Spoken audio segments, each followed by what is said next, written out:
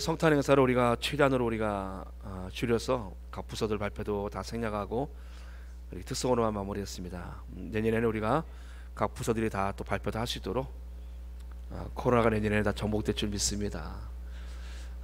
올 한해는 여러분들이 마스크 쓰냐 예배드리냐고 얼마나 수고 많으셨습니까?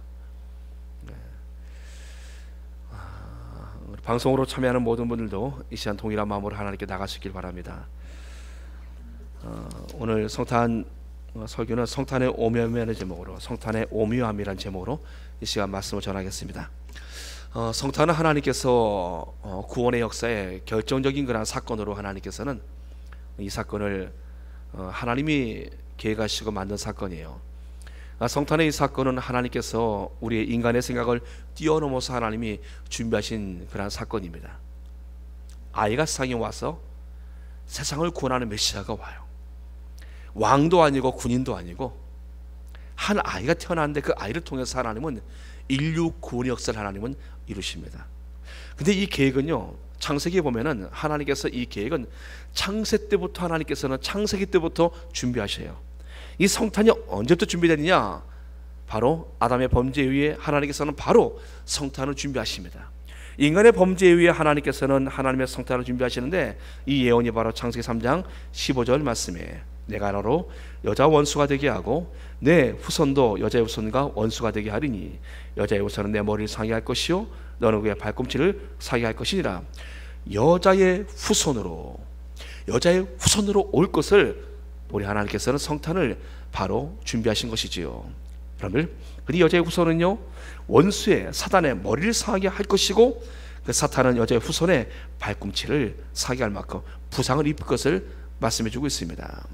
원수를 제압할 여자의 후손은요, 아기로 오는 것이지요. 여자의 후손이 어른으로 태어날 수 없지 않습니까? 여자가 어른을 낳을 수는 없습니다. 여자의 후손은 아기로부터 출발할 것을 말씀해주고 있습니다. 이 약속을 예언하시었고, 여자의 후손으로 올 이 예언에 대한 원수의 공격은 역사 속에서 진행되어졌어요. 하나님이 여자의 후손을 보내실 것을 말씀하셨고, 사탄은 여자의 후손으로 올 그 메시아를 계속해서 막으려고 사탄은 공격을 합니다. 사탄은 시대 왕들을 통하여서 여자의 후손으로 올 메시아를 공격을 하였어요. 그 사건이 출애굽 당시에 바로는 이스라엘 산하 출산 정책을 통해서 산파들을 통하여서 이스라엘에서 남자가 태어난 모두를 죽이라고 말하지요. 근데 이것이 안 통했어요. 산파들이 하나님을 경외하여 말을 듣지 않습니다. 여자의 후손으로 올 그 메시아가 올 것을 사탄은 바로 왕을 통해서 막으려 하였습니다. 바로 왕은 산파들을 통해서 그 일이 안 되어지니까 이번엔 군인들을 동원합니다. 군인들을 동원하여서 이스라엘 태어나는 모든 아이는 날강에 던지어라. 여러분, 날강에 악어밥으로 그 아이를, 그러니 얼마나 많은 통곡이 있었겠습니까? 자신이 태어난 아이가 바로 날강에 악어밥으로 던져지는 것을 볼 때 얼마나 많은 산모들이 울었겠습니까? 여러분들, 사탄은 이와 같이 하나님의 구원의 역사를 막으려고 나름대로 전략을 세웠어요. 사탄은 구원의 메시아는 아이로 오신다라는 것을 알았고, 이 예언의 성취를 막으려고 왕들을 움직였습니다. 예수님이 태어날 당시에도 마찬가지예요. 예수님이 태어나시던 당시에 왕으로 움직입니다. 왕으로 움직여서 당시에 베들레헴의 2살 아이 이하는 모조리 다 죽이게 되어져요. 베들레헴에 큰 통곡이 있다라고 말씀하고 있지요. 사랑하는 여러분들, 이사야는 그 아이에 대해서 이와 같이 말씀합니다. 그 아이가 어떤 아이인가? 이사야가 이 아이에 대해서 예언할 때 당시에 북쪽 이스라엘은요, 아람과 연합하여서 남쪽 유다를 공격합니다. 한 민족인데 이 힘으로 안 되니까 북쪽에서 아람 군대를 동원을 시켜요. 그러니까 남쪽 유다에서 우리 당할 수가 없지 아수를 끌어들입니다. 결국 내 아람에서 무너지고 이쪽은 아수르에서 무너져 버려요. 여러분들, 결국 내 이방 나라를 끌어들였기 때문에 바벨론에서 무너지죠. 이방 나라에 의해서 결국 내 나라들이 무너져 버려요. 그런데 하나님께서 유다를 바라보시면서 그렇게 하는 것은 대안이 아니야. 그쪽에서 다른 이방 나라를 끌고 와서 너희 나라를 공격한다고 해서 너희도 하나님을 그래도 의지해야지, 하나님을 의지해서 막아야지. 그것을 가지고 똑같이 똑같이 이방에 아수를 끌어들여 전쟁을 한다는 것은 하나님의 방법이 아니다. 하나님의 방법은 바로 한 아이를 보내신 것이었어요. 그 아이가 오면은 이 땅의 모든 전쟁이 종식되어진다라는 겁니다. 이 땅의 진정한 평화와 하나님의 공의, 하나님의 정의가 세워진다라는 것이에요. 새하늘과 새 땅이 펼쳐진다라는 것이죠. 그 아이가 어떤 아이인가에 대해서 이사야는 이와 같이 예언을 합니다. 이는 한 아이가 우리에게 낳고 한 아들을 우리에게 주신 바 되었는데 그의 어깨는 정사를 메었고 그의 이름은 기묘자라 모사라 전능하신 하나님이라 영존하신 아버지라 평강의 왕이라. 오늘 한 아이가 태어났는데 그 아이는 한 아들이에요. 아들이 우리에게 주어지는데 그 아이의 어깨에는 통치권, 이 땅을 통치하는, 이 땅의 권력과 모든 왕들을 지배하고 통치하는 통치권자로 정사를 어깨에 메고 오시고 그의 이름은 기묘자가 되신다고 말씀하십니다. 그리고 기묘자라는 단어를 보니까 상담자라고 말해요. 위로자라고 말씀해주고 있습니다. 모사라, 기묘자나 모사라 거의 같은 언어예요. 보니까 전능하신 하나님이라, 그 아이가 하나님이라 말씀해주고 있습니다. 영원한 아버지라 말씀해주고 있어요. 평강의 왕이라 말씀해주고 있습니다. 어떤 아이길래 이와 같은 호칭을 받고 태어날 수 있겠습니까? 그 정사와 평강이 더한 무궁하며 다윗의 왕자와 그의 나라에 군림하여 그 나라를 굳게 세우고 자금 위로 영원히 정의와 공의로 그것을 보존하실 것이며 만군의 여호와 열심히 이것을 이루신다고 말씀해주고 계십니다. 하나님 열심히 그 아이를 통해서 이와 같은 일들을 이루신다라는 것이에요. 그 아이가 누구인가? 인류를 구원할 하나님 보내실 구원의 메시아는 한 아이, 한 아들이라고 이사야는 우리에게 예언해 주었습니다. 이사야는 또한 그것을 보았어요. 그리고 이사야 53장에 보면은 그 아이는 하나님의 어린 양으로 고난받으시는 하나님의 고난의 종으로 그는 또 보아요. 여러분, 인류의 진정한 왕이 오신데 그 왕이 한 마리의 양이 털 깎이고 도상에 끌려가서 죽임을 당하는 것처럼 하나님의 어린 양으로 그분이 죽으실 것을 선지자는 그것을 동시에 또 보아요. 사랑하는 여러분들, 선지자는 하나님 보내실 구원자는 왕도 군인도 아닌 어떤 지도자의 모습도 아닌 한 아이의 모습으로 오실 것을 그는 예언해주고 있습니다. 오늘 그 아이가 왔어요. 그 아이가 역사 속에 태어났습니다.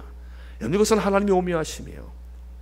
누가 그 아이에게, 그가 영원한 하나님 아버지고 전능하신 하나님이시고 그 아이의 그 어깨에 모든 통치가 있고 그 아이가 진정한 평화의 왕으로 오실 것을 누가 알았겠습니까?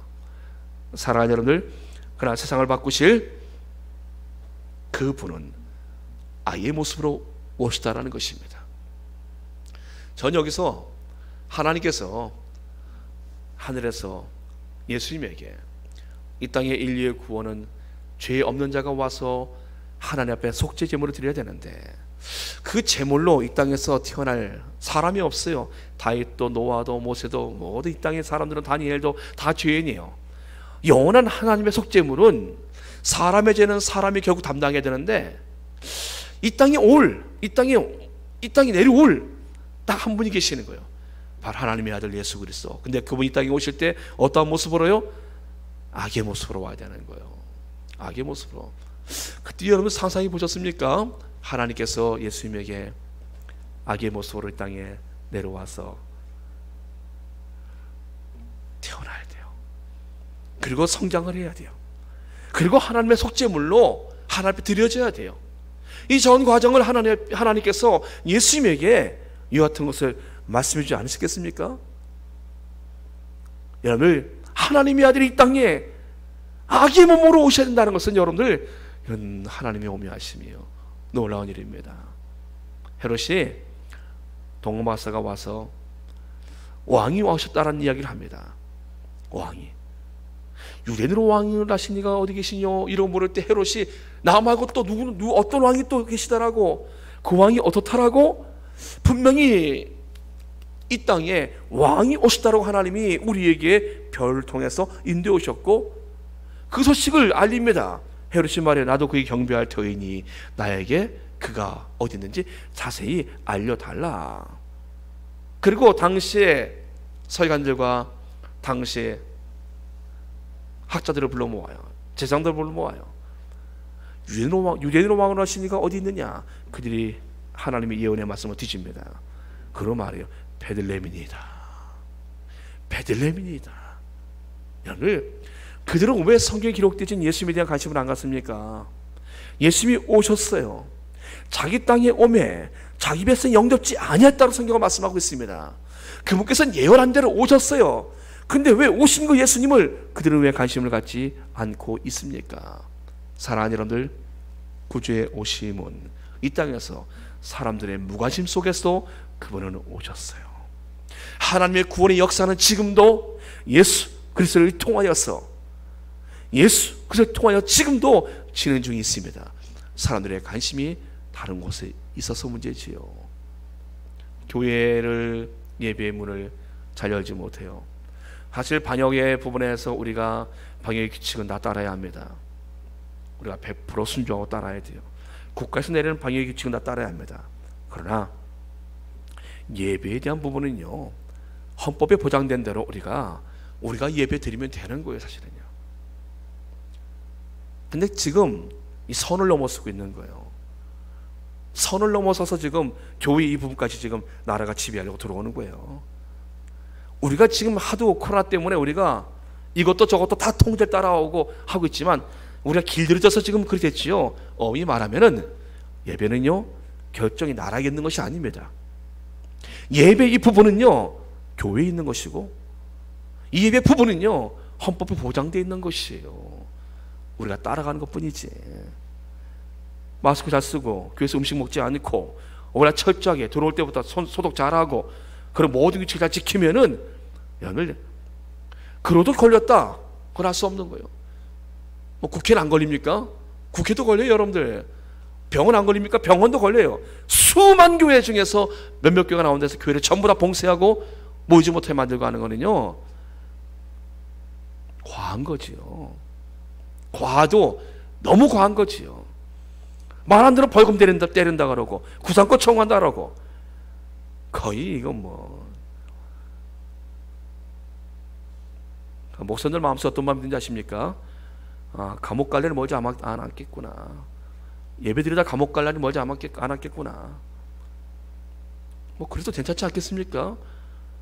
뭐 예배 때문에 감옥만 갑니까? 불고등도 들어가고 사자고도 들어가는데 그거 뭐 무섭겠어요.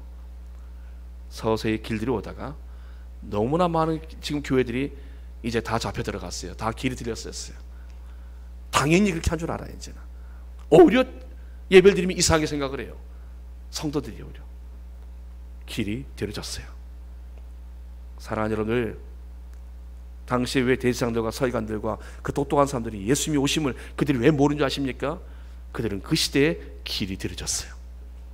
그 시대에 그들은 권력의 맛을 봤고, 이미 그 시대에 그들은 그 속국의 지배, 로마의 지배 아래서 이미 길들여져 있었어요. 그러다 보니 그들에게는 예배도, 하나님을 향한 그 마음도, 성경의 예언도, 구주의 오심도 그들은 이미 관심이 없어져 버린 거예요. 사랑하는 여러분들, 예수님이 이 땅에 오심을요, 하나님은 아이를 통해서 우리에게 보내주시는데, 하나님의 이 구원의 역사는 사실 우리에게 성경에 계속해서 예언해서 말씀해주고 있습니다. 이스라엘이 애굽의 압제라 있을 때 하나님은 이스라엘 구원하실 방법을 어떻게 사용하십니까? 한 아이를 보내십니다. 그리고 그 아이를 보내시는데, 그 아이를 통해서 하나님의 구원 역사를 펼치시는데, 그 아이를 하나님은 어떻게 보여가십니까? 악어 밥으로 다 던져져 있는 가운데 하나님께서 그 아이를 애굽의 궁으로 들여보내셔요. 이스라엘에서 태어난 아이를 당시 애굽의 궁궐로 보내십니다. 바로 모세라는 아이예요. 하나님의 구원의 역사는 바로 한 사람의 아이를 통해서 하나님은 키워나가십니다. 그리고 하나님께서는 그 아이가 자라기를 기다리십니다. 사랑하는 여러분들, 블레스의 앞자리에 있을 때 그 백성들이 하나님께 부르짖습니다. 근데 하나님께서는 한 아이를 보내시요, 마노아의 가정에 하나님께서 한 아이를 보내신다고 말씀하십니다. 그 아이가 바로 삼손이라는 아이예요. 하나님과 아이를 통해서 이스라엘 구원할 계획을 세우십니다. 엘리시상 때 사람들이 영적으로 어두워졌어요. 제사장도 영적으로 어두워지고 하나님 말씀이 희귀하고 예언도 희귀하고 백성들의 마음은 하나님을 떠나 있고 그들은 지금 하나님 앞에서 우상에 거의 버금갈 정도로 그들은 하나님 백성이라고 하더라도 그들은 이미 하나님께 떠나 있는 그들은 이미 블레셋의 신을 섬기는 그런 우상에 섞여 있는 그런 사람들로 영적인 어둠에 그들이 사로잡혀 있었습니다. 하나님께서 그럴 때 하나님께서는 당시에 그 백성들을 깨우는데 그 백성들을 하나님께서 구원하시는데 구원하실 하나님의 그 사람을 부림의 여인 한나를 통하여서 아이 사무엘을 보내십니다. 하나님의 구원하시면 여러분들 군인들이 그리고 왕들이 아니었어요. 보니까 한 아기를 통해서 하나님의 구원 역사를 펼치시면 하나님은 성경에서 계속 보여주고 있어요. 어떤 그림자입니까? 결국 인류를 구원할 아기가 온다라는 것입니다. 인류를 구원할 사람은 바로 아기의 모습으로 이 땅에 오신다라는 것이에요. 그것을 하나님은 그림자로 계속 보여주셨고 결국 내 메시아는 아기의 몸으로 이 땅에 오셨어요. 사랑하는 여러분들, 이 오묘하심은 인간의 갈등입니다. 요셉이 자신의 아내가 정혼한 그 여인 마리아가 잉태했다는 얘기를 듣고서 그가 고민을 해요. 그때 성령께서 그에게 말씀하십니다. 인간적인 고민을 오늘 19절에 잘 보여주고 있어요. 요셉이 의로운 사람이라 그를 드러내지 않냐고 가만히 끊고자 하여 내가 참으면 되지, 내가 포기하면 되지. 마리아를 그는 끊으려고 합니다. 누구의 아이를 가졌는지 요셉으로는 이해할 수가 없는 거예요. 성령으로 잉태했다는 사실을 요셉은 아직 못했습니다. 근데 주의 성령께서 말씀하시어 이 일을 생각할 때 주의 사자가 현망하여 이르되 다윗의 자손 요셉아, 내 아내 마리아 되기를 무서워하지 말라. 그에게 잉태된 자는 성령으로 된 것이라. 하나님의 성령으로 그 여인이 잉태된 것이라 말씀합니다. 여러분들, 인간의 한계가 어디 있습니까? 인간의 한계가. 그리고 그 한계를 어떻게 뛰어넘습니까? 잘 보여주고 있어요. 이해가 안 되는 거예요. 아무리 생각해도 이해가 안 되는 거예요. 어떻게 나와 청혼한 여인이, 동침하지 않은 여인이 아이를 가졌다고 하는데 이해할 수 없는 것입니다. 거기서 요셉은 포기하려 하였지만 주의 성령께서 그를 깨닫게 해주시오. 사람이 인간적인 고민을 잘 보여주고 있는데 사람의 한계입니다. 하나님의 오묘하심을 우리가 만날 때 인간은 갈등합니다. 이해할 수 없어요. 사람은 이해가 한계가 있습니다. 그러나 그 한계를 뛰어넘을 수 있는 것은 하나님의 계시의 말씀이에요. 하나님의 말씀이 요셉에게 임하자 요셉이 깨달아요. 다윗의 자손 요셉아, 내 아내 마리아 되기를 무서워하지 말라. 그게 잉태된 자는 성령으로 된 것이라. 이 말씀에 요셉의 마음에 갈등이 싹 사라집니다. 사랑하는 여러분들, 하나님 말씀이 우리에게 임하면 우리의 마음에 있는 거란 모든 갈등들은 다 사라집니다. 인생의 방은요, 하나님의 말씀이 우리 가운데 떨어지게 되어지면 그 말씀이 깨달아지는 그 순간에 우리의 방은 끝나게 되어집니다. 인간의 생각으로는 한계가 있어요. 이해가 되지 않습니다. 그러나 하나님 말씀하시자 그에게 안개 같은 의심은 사라져버려요. 그리고 그의 아내를 데려오게 되어집니다. 여기서 중요한 것이 있습니다.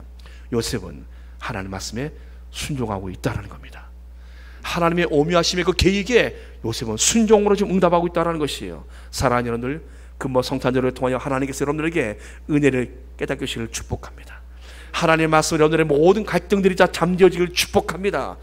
여러분들이 하나님 앞에 순종으로 응답하십시오. 하나님, 제 생각으로 이해되지 않지만 주의 말씀 앞에 순종하며 나가겠습니다. 할렐루야.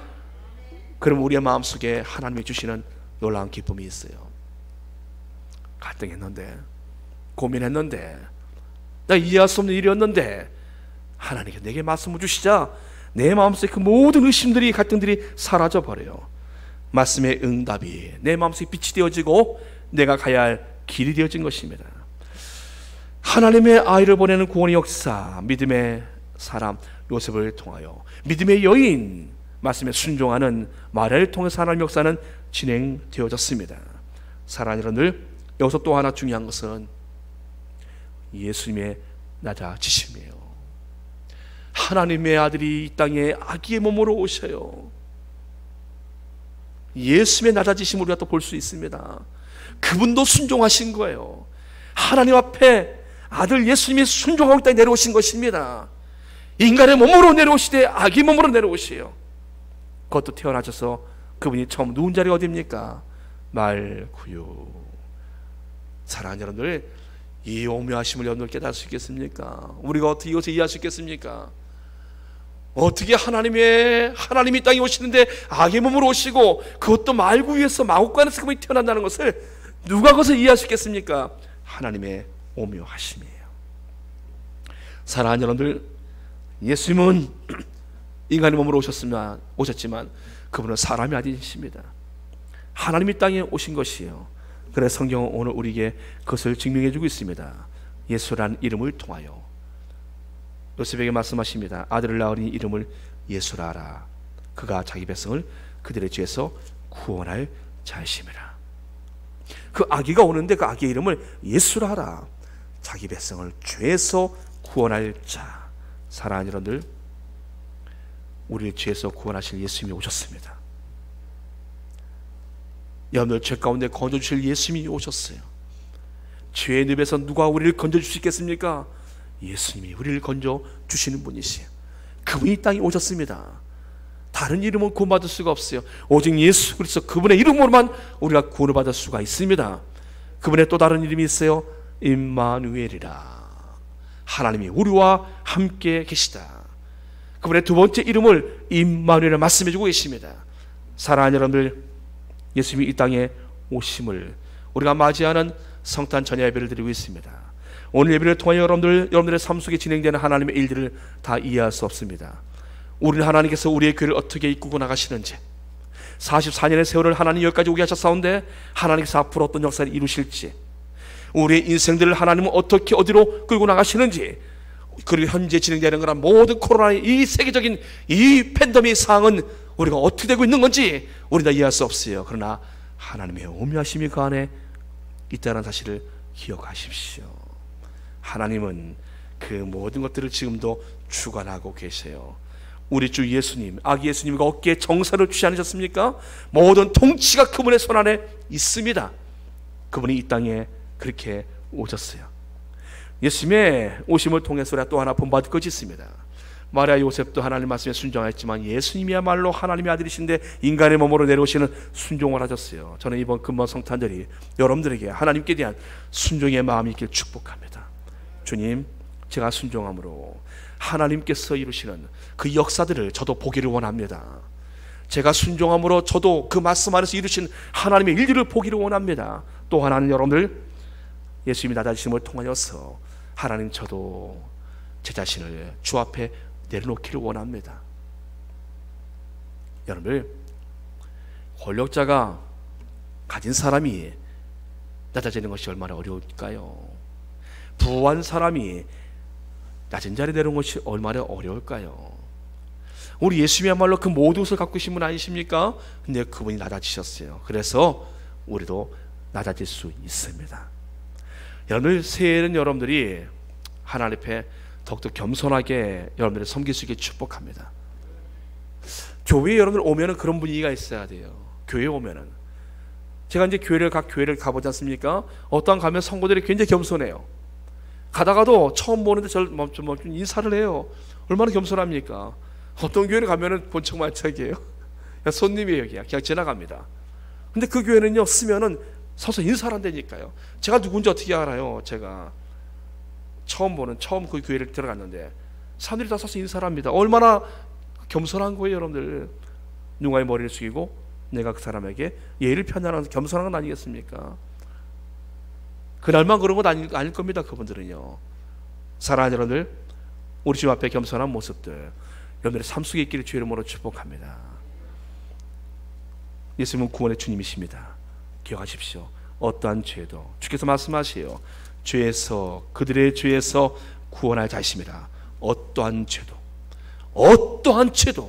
주면 능히 구원하시는 주님이십니다. 어떠한 죄도 그분 앞에서는 그 죄가 구원의 주님의 은총보다 클 수가 없습니다. 그 주님 앞에 나오시면 모든 죄를 용서받으시고 여러분들 구원받은 하나님 백성으로, 자녀로 살아갈 수 있으십니다. 구원의 주님을 여러분들 더욱더 의지하시고 살아가실 주의 이름으로 축복합니다. 그 주님이 오셨어요. 아기 몸으로 오셨습니다. 사람들은 왕을 기대했고 사람들은 강력한 다윗같은 어떤 그런 절대적인 그런 군인이고 왕 같은 사람을 원했으나 하나님은 그러지 않으셨어요. 아기로 이 땅에 보내셨어요. 거기서 또 우리 중요한 것을 봐요. 하나님의 구원의 역사는 아이를 통해서 이루어지시는데 우리의 주일학교는 어떠한가? 마음이 한짐이에요. 우리의 주일학교는 어떠한가? 우리 아이들을 통해서 하나님이 구원 역사를 펼쳐나가시는데 우리의 아이들은 지금 어떠한가? 한 해 동안 우리가 아이들을 어떻게 했는가? 회개가 됩니다. 사랑하는 여러분들이 아이들에 대해서 관심을 가지시길 바랍니다. 아이들을 어찌하여간에 그들에게 생명의 복음이 들어가고 예수 믿는 믿음이 들어가서 그 아들을 통해서 하나님은 이 땅에 하나님의 구원 역사를 펼쳐나가신다는 겁니다. 아이가 희망이에요. 우리 교회도 마찬가지. 하나님의 구원 역사가 아이들에게 있다는 것을, 이 땅의 구원 역사가 아이들에게 있다는 것을요, 아이들이 미래입니다. 우리 교회 내년에는 우리 주일학교가 더욱더 힘있게 활성화될 수 있기를 주의 이름으로 축복합니다. 기도하겠습니다. 전능하신 아버지 하나님, 구주의 오심을 우리가 기억하고 성탄 전야예배로 주 앞에 나왔습니다. 하나님, 다른 순서를 가질 수는 없었으나 우리가 찬양으로 말씀으로 주 앞에 올려드립니다. 하나님, 이제 성도의 마음속에 성탄의 기쁨을 다시 회복시켜 주시옵시며 구주의 오심에 이 놀라운 하나님의 오묘하신 이 역사들을 우리 마음속에 간직하며 하나님 주 앞에, 주의 말씀 앞에 순종의 사람, 겸손한 사람, 하나님의 구원의 은총 안에 관한 용서받은 사람들로 살아가도록 인도하여 주시옵소서. 하나님, 몸된 교회를 하나님 사랑해 주시옵소서. 이제 교회에 하나님께서 또 다른 역사를 펼쳐 주옵시되 귀한 아이들을 보내어 주시옵시며 이제 우리 하나님, 우리 주변에 하나님 우리 아이들을 주께로 돌려 그들을 전도하시도록 주여 우리에게 소중한 아이들을 바라보는 눈을 열어 주시옵소서. 함께하지 못한 모든 성도를 기억해 주시옵시며 한 해 동안에 지치고 힘들었으나 우리 하나님께 주시는 성탄의 기쁨으로 그 모든 어려움들을 이겨나가도록 주여 은혜를 베풀어 주시옵소서. 예수님의 이름으로 감사하며 기도드립나이다. 아멘. 고요한 밤 거룩한 밤 제안드리겠습니다.